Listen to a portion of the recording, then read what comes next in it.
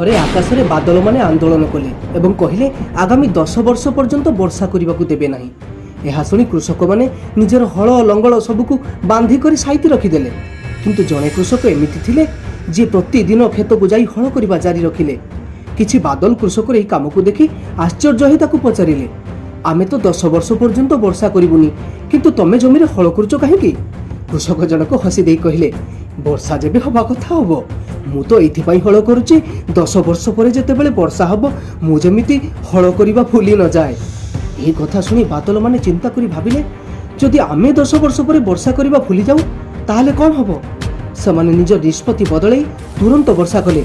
कृषकर कई पद कथा सेमानको हृदय को तळई देला। परिश्रम और कर्तव्य परायणता कृषक पई सफलता आनिदेला। आ जो चाषी माने कष्ट न करी बसी रहिथिले सेमाने केवल निराश हेले। बंधुगण, जीवन में सफलता से ही मिली थाए जो माने कठिन परिस्थिति में परिश्रम करने को